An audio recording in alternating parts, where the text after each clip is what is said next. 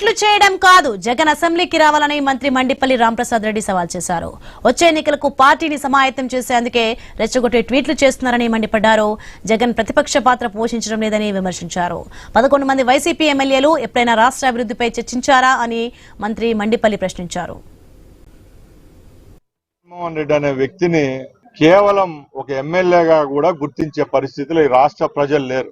నెలకొకసారి మీడియా ముందరకు వచ్చి ట్విట్టర్ ద్వారానో లేకుంటే జైలు పర్యటనలోనో లేకపోతే రైతులకు నోట్లో మట్టి కొట్టే విధంగా దండయాత్రలు చేసుకుంటూ ఏదో ప్రభుత్వాన్ని విమర్శించాలనే ఒక చెడ్డ ఉద్దేశంతో జగన్మోహన్ రెడ్డి గారు మాట్లాడుతున్నారు. ఎక్కడ ప్రతిపక్ష పాత్ర ఎక్కడా పోషించడం లేదు. జగన్మోహన్ రెడ్డికి ట్వీట్లు పెట్టి ఆయనకు నష్టం తప్పక తెలుగుదేశం పార్టీకో లేకపోతే మా ప్రభుత్వానికి వచ్చే నష్టం ఏమి లేదు.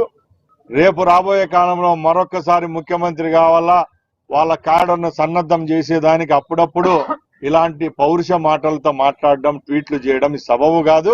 మీకు మెజార్టీ ఉంటే వస్తారు, మెజార్టీ లేకపోతే రారు. మేము ఇప్పటికీ ఛాలెంజ్ చేస్తున్నాం. మీకు దమ్ము ధైర్యం ఉంటే మీ 11 మంది శాసనసభ్యుల్లో శాసనసభ సమావేశాల్లో చర్చా వేదికలోకి వచ్చి చర్చించండి. జగన్మోహన్ రెడ్డి